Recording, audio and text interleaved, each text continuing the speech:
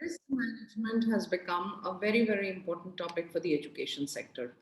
In fact, COVID 19 has taught all of us how we can better assess our enterprise risks or threats and also take advantage of our opportunities. Businesses are facing a multitude of risks. Educational organizations, specifically, despite making all efforts through virtual teaching learning, which they had never done before, still, they faced huge losses, not in terms of only revenues, but also the lost instructional time and the ineffective achievement of learning outcomes for the learners. They are facing various types of risks currently: the financial risk, the strategic risk, operational risk, compliance risk, insurance risk, reputational risk, and the list goes on.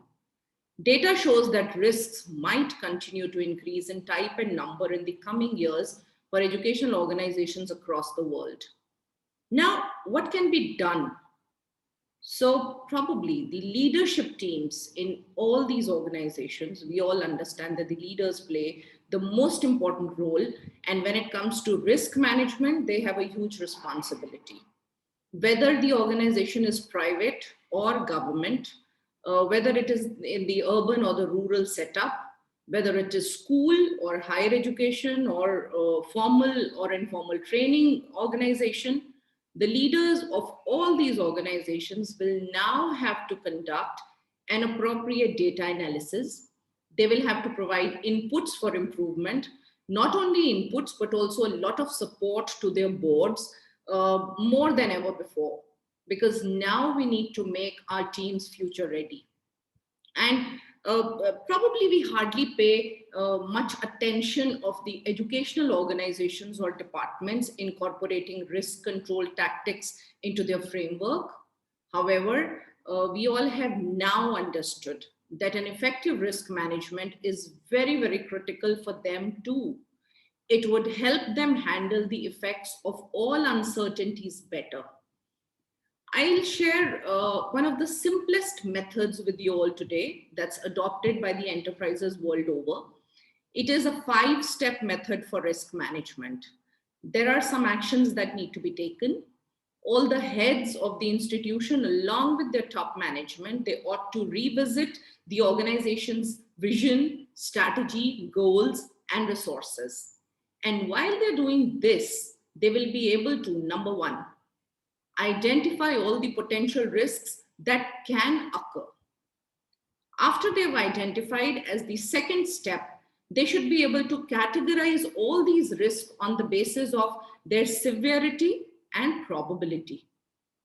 And then comes the third step, where they will be able to evaluate the risk management plan. Now, at this stage, it would be really viable to start developing shared definitions for risk management so that the plan can be implemented by all. And this is going to be followed by the fifth step and the last step, which is a regular monitoring and reviews of the risk management plan. So, to combat and mitigate risk, the educational organizations can use this 5 step approach to enterprise risk management. And these steps will help teams to assign a risk score that is going to be based on the severity of the risk and the probability of its occurrence. This matrix, if really designed well and effectively, it's going to be the most helpful tool for listing the ways to mitigate and manage all your risks. There are some educational organizations who have already been doing this, and they perform a comprehensive risk review also once in a year. But now, in the current environment, at least 2 to 3 evaluations in a year would be needed, so that you can right away discover the understanding, the ability, the skill gaps, and you can maintain addressing them concurrently. And by doing this, you will be able to ensure that your educational management system is not affected and your business continuity can be ensured at all times, no matter what. In the organizations, we all try to follow the best industry practices, but each time you do your risk assessment, it's going to give you a valuable learning experience. In the current scenario, all organizations are expected to prioritize human life prioritize resilience, sustainability. Of course, in the post-pandemic world, this is going to be really important. So learner engagement and employee engagement are going to be two crucial indicators for an effective risk management. And probably you might have to use different motivational strategies at all the levels. After the pandemic, there will be risks that many of the educational organizations have not even yet thought of. But the leaders can actively apply the learnings from past incidents, reports, feedback, complaints, their own personal experiences, their organizational experiences, and with all of this, they will be able to build a resilient environment. I can give you a few examples of the new risks now. An important risk could be related to the employees who are not self-motivated to follow the safety norms, the protocols at the workplace when they are not being watched.